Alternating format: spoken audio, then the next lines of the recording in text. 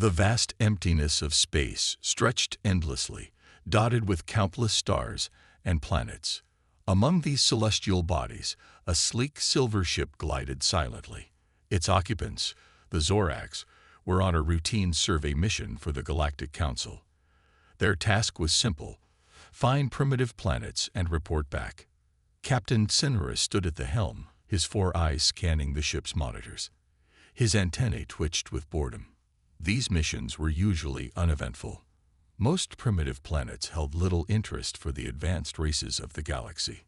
"Captain, we're picking up signals from the 3rd planet in this system," reported Vento, the communications officer. Her tentacles danced over the control panel as she spoke. Xenra's interest peaked. "Show me," he ordered. A holographic image of a blue and green planet appeared before them. It was a beautiful world, with swirling white clouds and vast oceans. But what caught their attention were the artificial satellites orbiting the planet and the radio waves emanating from its surface. "Life signs?" Shenra asked. "Billions, Captain," replied Zondi, the science officer. "And they appear to be evolving rapidly." The crew watched in fascination as data streamed across their screens. They saw images of creatures walking on 2 legs, building structures, and creating machines. These beings called themselves humans. "Interesting," Xenra mused. "Let's observe them more closely." For the next solar cycle, the Zorak ship stayed hidden behind the planet's moon, watching and learning. What they saw amazed them. They witnessed humans surviving in harsh deserts and freezing tundras. They saw them dive into the depths of their oceans and climb their highest mountains. Humans seemed to thrive in conditions that would kill most species. "Captain, you won't believe this," Zondi exclaimed one day. "These humans, they're constantly at war with each other." Xenra was shocked. How can a species survive if they keep killing each other? But survive they did, despite wars, diseases, and natural disasters. Humans kept bouncing back. They rebuilt their cities, cured their illnesses, and continued to advance their technology at an alarming rate. "It's as if they refused to die," Vento remarked, her voice filled with awe. As their mission came to an end, Captain Xenra faced a dilemma. The standard procedure for primitive planets was to mark them for future colonization. But something about Earth and its inhabitants made him hesitate. "Prepare our report for the Galactic Council," he finally decided. "But mark this planet for special observation. These humans, they're unlike anything we've seen before." The crew nodded in agreement. As their ship prepared to jump into hyperspace, they took one last look at the blue planet. None of them could shake the feeling that they had just discovered something extraordinary. Light years away, on the bustling planet of Zorkil, the Galactic Council convened. The Grand Chamber was filled with representatives from hundreds of alien races. They gathered to discuss the state of the galaxy and make decisions that would affect billions of lives. High Counselor Drekthar called the meeting to order. His booming voice echoed through the chamber. "We have received a most unusual report," he announced. "A primitive planet has been discovered, but the survey team recommends special observation. Captain Xenra, please present your findings." Xenra stepped forward, feeling the weight of countless eyes upon him. He took a deep breath and began to speak. "Honorable Council, we have discovered a planet called Earth. Its dominant species, humans, display remarkable resilience and adaptability. They survive in environments that would kill most beings. They recover from disasters that would end other civilizations. And their rate of technological advancement is concerning." Murmurs rippled through the chamber. Counselors leaned forward. Their interest piqued. Xenra continued. "In my opinion, these humans pose a potential threat or opportunity. They are unpredictable, resourceful, and seemingly unkillable. I recommend we monitor them closely." The chamber erupted in debate. Some counselors argued for immediate containment of this potential threat. Others were curious and wanted to study the humans further. As the arguments raged on, High Counselor Drekthar raised a hand for silence. "We have encountered many species in our exploration of the galaxy," he said thoughtfully, "but never one quite like this. Captain Senra is right. We must watch these humans carefully. They may change the course of galactic history." With that, the decision was made. Earth would be placed under special observation. Little did the Galactic Council know, this decision would set in motion events that would indeed reshape the galaxy. The age of humanity was about to begin, and the stars themselves would bear witness to their indomitable spirit. Years passed since the Galactic Council's decision to observe Earth. The planet's blue-green orb spun peacefully in space, unaware of the alien eyes watching its every move. But this peace was about to be shattered. The Krozak, a warlike species known for their aggression, had grown impatient with the Council's cautious approach. They saw Earth as a prize to be claimed, not a curiosity to be studied. General Vrok, leader of the Krozak fleet, stood on the bridge of his massive warship. His scaly skin gleamed under the harsh lights, and his yellow eyes narrowed as he gazed at the image of Earth on the viewscreen. "Prepare for invasion," Vrok growled.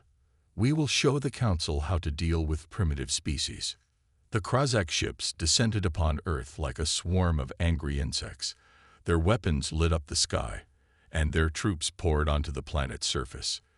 They expected an easy victory against the technologically inferior humans. They were wrong. At first, the humans were caught off guard. Cities fell, and millions perished in the initial assault.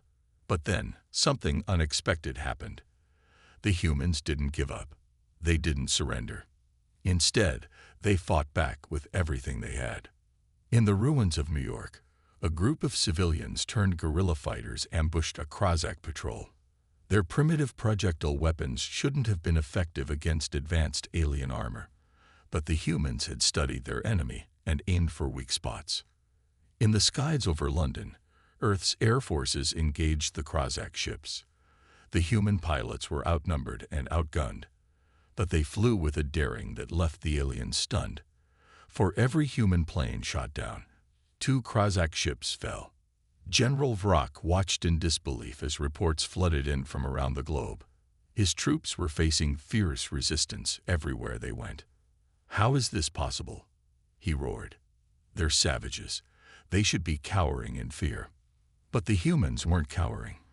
In laboratories across the planet, scientists worked tirelessly to understand the alien technology. Within weeks, they had reverse-engineered some of the Krozak weapons. In the mountains of Switzerland, a team of engineers figured out how to disrupt the Krozak communications. Suddenly, the invaders found themselves cut off from each other, their coordinated attacks falling into chaos. The tide of the battle began to turn. In Washington, D.C., the President of the United States stood before a group of world leaders. Her voice was tired but determined as she spoke. "We may have been surprised, but we are not defeated," she declared. "Humanity will not go quietly into the night. We will fight, we will survive, and we will win." Her words were broadcast across the globe, igniting a fire of hope and determination in the hearts of billions. The Krozak, who had expected to find easy prey, instead found themselves in a brutal war of attrition. Every day they lost more ground, more ships, more soldiers. General Vrok paced on his ship, which now bore the scars of human counterattacks. He couldn't understand how these primitives were beating his superior forces. "Enough," he finally said, his voice heavy with defeat. "Signal the retreat. We're leaving this cursed planet." As the Krozak ships limped away from Earth, the humans cheered. Against all odds, they had repelled an alien invasion. But their victory came at a great cost. Cities lay in ruins, millions had died, and the world would never be the same. As the dust settled, the leaders of Earth gathered to discuss their next steps. They knew now that they were not alone in the universe, and that the universe was a dangerous place. "We must prepare," said the Chinese president, her face grim. "Next time, we will be ready." Around the table, heads nodded in agreement. The human race had been bloodied but not broken. They had discovered a strength they never knew they possessed. In the depths of space, the Galactic Council received the news of the Krozak's defeat with shock. The primitive humans had done the impossible. High Counselor Drekthar's voice was solemn as he addressed the council. It seems, he said, that we may have underestimated these humans. The galaxy as we know it may never be the same. The Grand Chamber of the Galactic Council buzzed with nervous energy. Representatives from 100 different species filled the room, their voices a mix of worried whispers and heated arguments. At the center of it all stood High Counselor Drekthar, his usually calm demeanor now replaced with a look of grave concern. Order. We must have order. Drekthar's voice boomed across the chamber, silencing the crowd. We are here to discuss the human problem. On a large screen behind him, images of Earth flashed by. They showed the aftermath of the Krozak invasion, cities rebuilding, new technologies emerging, and humans training for future conflicts. The humans have proven to be more resilient than we expected, Drekthar continued. The question now is, what do we do about them? Ambassador Zix, a small green alien with large eyes, stepped forward. We should reach out to them, offer them a place in the galactic community. His suggestion was met with a chorus of disagreement. From the back of the room, General Kronak, a battle-scarred veteran from a warrior race, growled, "Are you mad? These humans defeated the Krozak. They're too dangerous to be allowed to roam free in the galaxy." The debate raged on. Some council members wanted to welcome humans with open arms, seeing potential allies. Others demanded immediate action to contain what they saw as a growing threat. As the arguments grew more heated, a quiet voice cut through the noise. It belonged to Eloxy, an ancient being known for its wisdom. "Perhaps," Eloxy said softly. Yet everyone fell silent to listen. "We should test them further before making a decision." Drekthar leaned forward, intrigued. "What do you propose, Eloxy?" The ancient being's eyes twinkled. "Humans have shown they can survive war. But can they survive everything else?" The council chamber filled with murmurs as Eloxy explained the plan. They would subject Earth to a series of trials. Natural disasters, cosmic events, even engineered challenges. The goal was to push humanity to its limits, to see just how much they could endure. Some council members nodded in agreement, seeing it as a fair way to assess the humans. Others shifted uncomfortably, worried about the ethical implications. General Kronak grinned, showing rows of sharp teeth. "I like this plan. Let's see how tough these humans really are." Ambassador Zix wrung his hands nervously. "But isn't this cruel? We'd be causing them great suffering." Drekthar raised a hand to quiet the room. "We've observed many species over the eons. Some rise to challenges, others fall. If humans are truly as resilient as they seem, they will survive and grow stronger. If not," he let the thought hang in the air. The council voted. The decision was made. Earth would face the trials. Back on Earth, oblivious to the cosmic debate about their fate, humans went about their lives. They rebuilt their cities, stronger than before. They developed new technologies, inspired by the alien invasion, and they looked to the stars with a mix of wonder and wariness. In a lab in Tokyo, Dr. Yuki Tanaka peered into a microscope. She was studying a piece of Krozak technology, trying to unravel its secrets. "Incredible," she muttered. "Their power sources are unlike anything we've ever seen." Halfway across the world, in a military base in the Sahara, Colonel Ahmed Hassan watched as soldiers trained with reverse-engineered alien weapons. "Faster," he barked. In space, hesitation means death. And in a classroom in Brazil, a young teacher named Maria Sousa looked out at her students. "Who can tell me," she asked, "why we now have a planetary defense system?" A small boy raised his hand. "Because we're not alone, and we need to be ready." Maria nodded, a mix of pride and sadness in her eyes. "That's right, Joao. We're not alone, and we need to be ready for anything." Little did they know, anything was exactly what was coming their way. As the humans prepared for threats from the stars, The stars themselves were aligning against them. The trials were about to begin, and the fate of humanity hung in the balance. High above, hidden from human eyes, the Galactic Council watched and waited. The test of humanity's resolve was about to commence. The sky over New York City turned an ominous shade of green.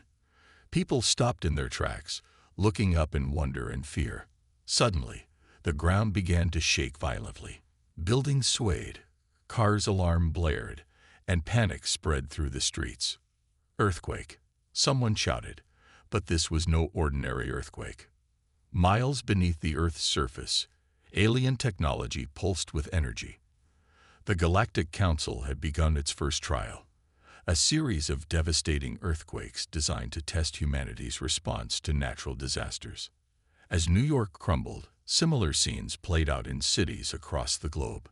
Tokyo, London, Moscow, Beijing, all faced unprecedented destruction. In the White House Situation Room, President Sarah Chen slammed her fist on the table. How is this possible? We've never had simultaneous quakes on this scale. Her advisors looked at each other helplessly. No one had an answer. But even as world leaders struggled to understand the crisis, ordinary people sprang into action.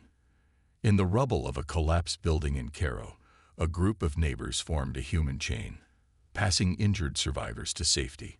In Rio de Janeiro, off-duty firefighters raced to burning buildings, risking their lives to save others. Weeks passed. As the earthquakes subsided, humanity began to rebuild. But the Galactic Council wasn't finished. Next came the plagues. New, highly contagious diseases spread rapidly across continents. Hospitals were overwhelmed, economies ground to a halt, and fear gripped the world. Dr. Elena Rodriguez, a virologist in Barcelona, worked tirelessly in her lab. Her eyes were red from lack of sleep. Her hands shook from too much coffee. But she refused to give up. "There's a pattern here," she muttered, staring at her computer screen. "These viruses, they're not natural. Someone engineered them." Her discovery sparked a global effort. Scientists around the world collaborated, sharing data and theories. Within months, they had developed vaccines and treatments for the new diseases. The Galactic Council watched in amazement. "They're adapting faster than we anticipated," Drekthar observed. But the trials were far from over. Next came cosmic challenges. A massive solar flare threatened to fry every electronic device on Earth. Asteroids, seemingly appearing out of nowhere, hurtled towards the planet. In a secret facility, deep under the Rocky Mountains, a team of engineers and astronauts worked frantically. They had been preparing for threats from space ever since the Krezak invasion, but nothing like this. Colonel Jack Harper, a veteran of the Alien War, addressed his team. "I know we're tired. I know we're scared, but we're humanity's last line of defense. We will not fail." Their determination paid off. Using a combination of reverse-engineered alien tech and human ingenuity, they managed to deflect the asteroids and shield the planet from the worst of the solar flare. As each trial passed, humanity grew stronger, more united. Old rivalries were set aside as nations worked together to survive. New technologies emerged, inspired by the challenges they faced. But the cost was high. Millions had died. Cities lay in ruins. The survivors were battered, exhausted, and forever changed. In a refugee camp outside what used to be Sydney, an old woman named May comforted a crying child. "Why is this happening to us?" the boy sobbed. May hugged him tightly. "I don't know, love, but we're still here. We're still fighting. That's what matters." High above the Earth, the members of the Galactic Council watched with a mix of awe and unease. "Incredible," Ambassador Zix whispered. "They just won't die." General Kronak growled in frustration. "We've thrown everything at them. What will it take to break these humans?"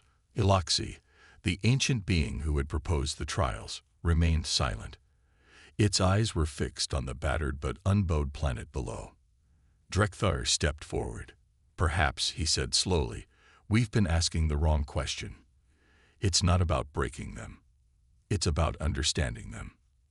As the council pondered this on Earth, humanity braced itself for whatever might come next. They had faced earthquakes, plagues, and cosmic disasters. They had suffered, lost, and grieved. But they had also survived, adapted, and grown stronger. Whatever the universe had in store for them, they would face it together. The human spirit, it seemed, refused to be extinguished. The stars twinkled in the night sky, seemingly peaceful, but for humanity, they now represented both wonder and threat. After years of trials and hardships, Earth had changed dramatically. In the ruins of old Paris, a new city had risen.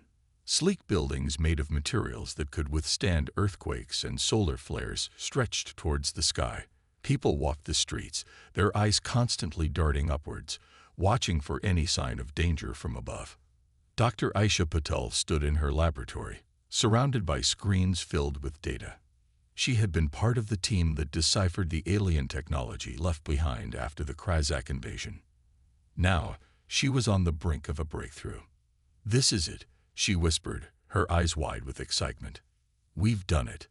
Across the globe, in a high-tech military base in the Amazon rainforest, General Miguel Santos received an urgent message.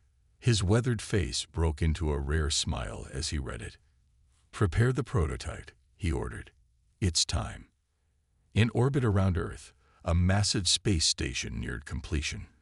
It was humanity's first true step into the stars, built with a combination of human ingenuity and reverse-engineered alien tech. Commander Lai Wei floated in the station's control room, looking down at the blue planet below. "Begin final systems check," she said into her comm. "We launch in 24 hours. Back on Earth, in the underground bunker that served as the new United Nations headquarters, world leaders gathered for an emergency meeting. President Chen, now in her second term, addressed the assembly.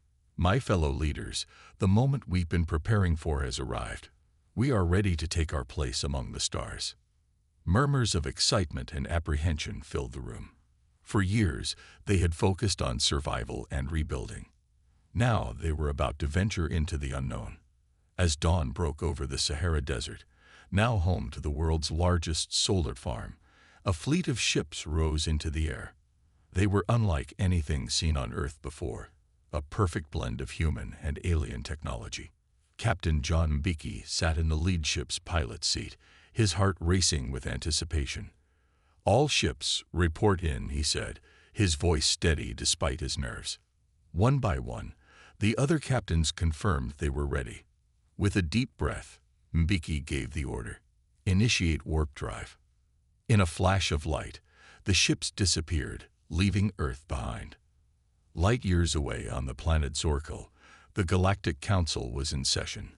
They had watched humanity survive every trial thrown at them, growing stronger each time. Suddenly, alarms blared throughout the council chamber. Drekthar rushed to the central console, his eyes widening in disbelief. "Impossible," he gasped. "They've achieved faster than light travel." The chamber erupted into chaos. Some council members called for immediate action to stop the humans. Others argued for peaceful contact. Amidst the uproar, Ambassador Zix's voice cut through the noise. "We wanted to test them," he said. "Well, they passed. Now they're coming to us." As if on cue, a message appeared on the main screen. It was from the human ships, now just outside the Zorkel system. "Greetings, Galactic Council." Captain Mbeki's face appeared on the screen.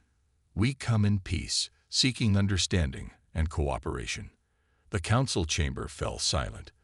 The moment they had both anticipated and feared had arrived. Back on Earth, people gathered around screens and holoprojectors, watching the historic moment unfold. In homes, schools, and public squares, billions held their breath, waiting to see how the galaxy would respond to humanity's arrival. Dr. Paddle stood in her lab, tears in her eyes as she watched. "We did it," she whispered. "We refused to die, and now we're reaching for the stars." As humanity took its first steps into the galactic community, the future remained uncertain. But one thing was clear: the species that had survived war, natural disasters, plagues, and cosmic challenges was ready to face whatever the universe had in store. The age of Earth's isolation was over. The era of humanity among the stars had begun. The grand chamber of the Galactic Council buzzed with tension as Captain Beaky and his crew stood before the assembled alien representatives. The humans, dressed in sleek uniforms bearing the emblem of Earth, looked small compared to the diverse array of extraterrestrial beings surrounding them. High Counselor Drekthar stepped forward, his multiple eyes blinking rapidly. "Humans," he began, his voice amplified throughout the chamber, "you stand before us as an anomaly.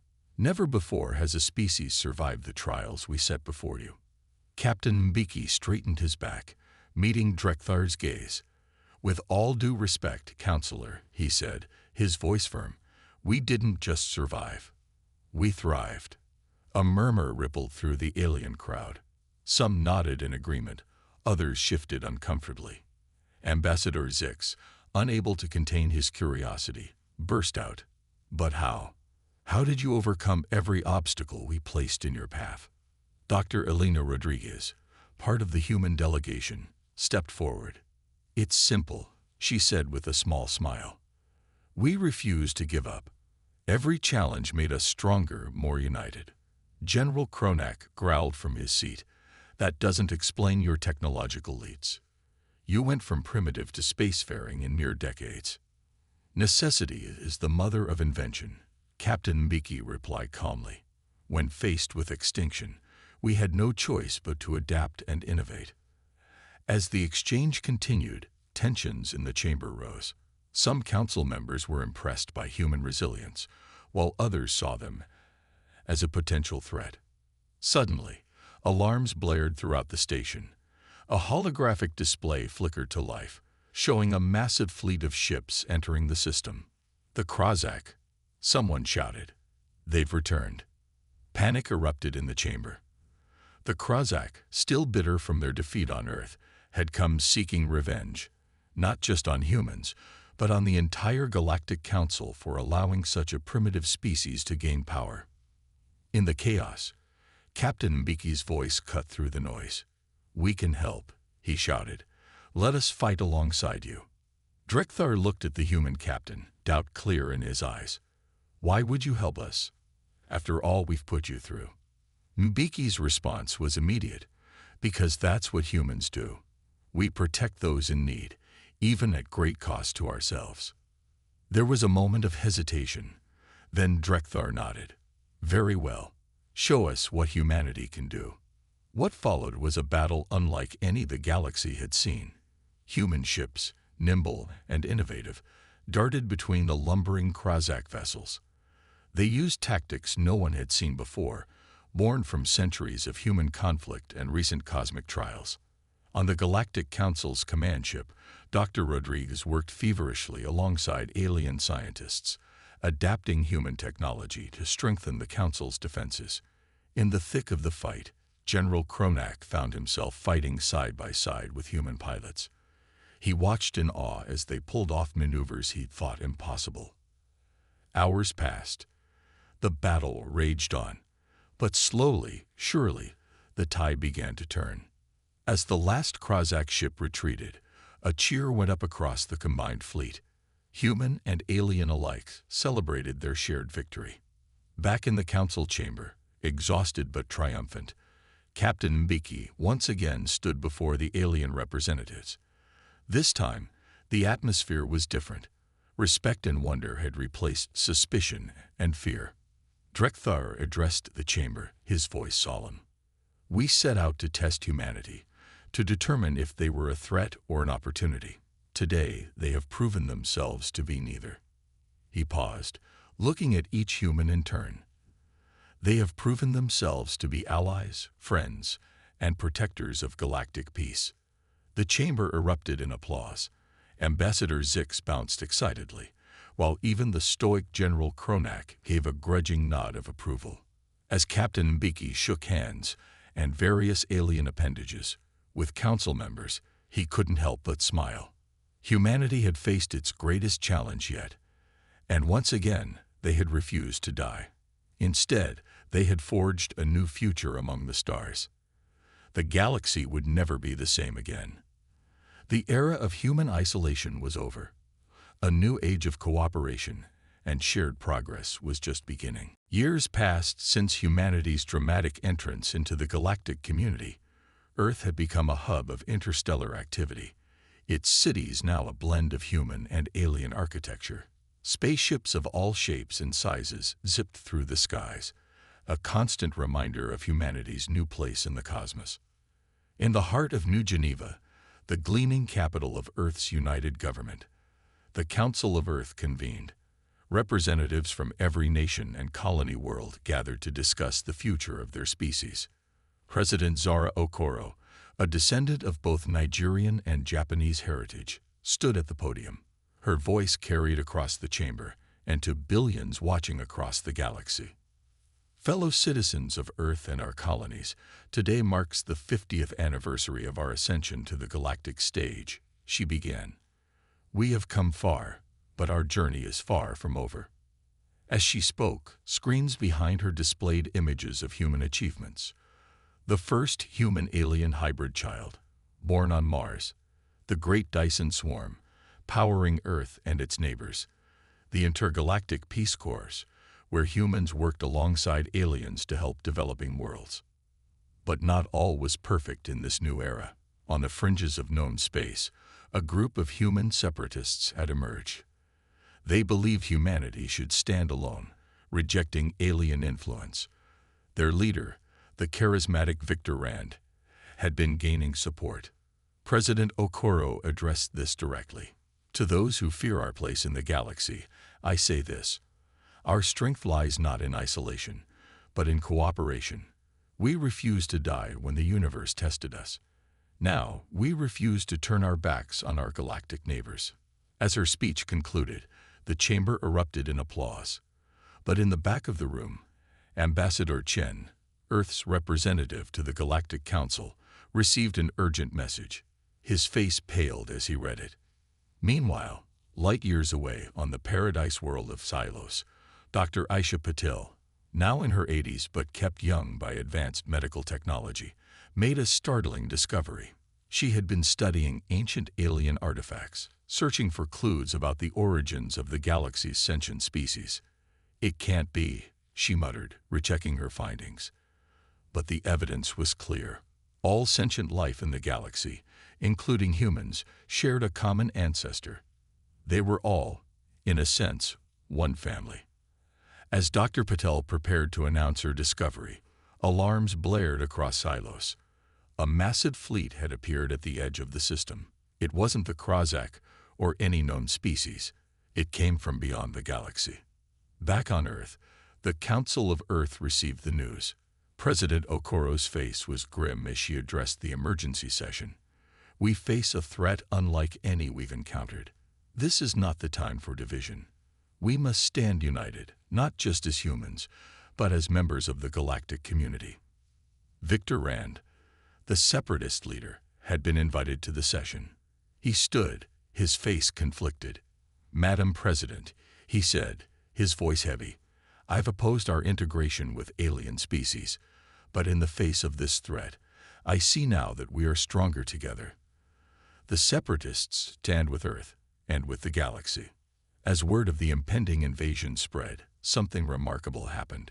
Species that had been enemies for millennia set aside their differences.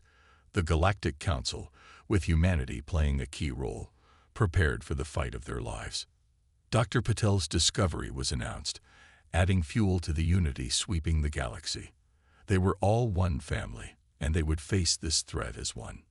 On the eve of battle, Captain Maria Santos, granddaughter of the legendary Miguel Santos, stood on the bridge of Earth's flagship.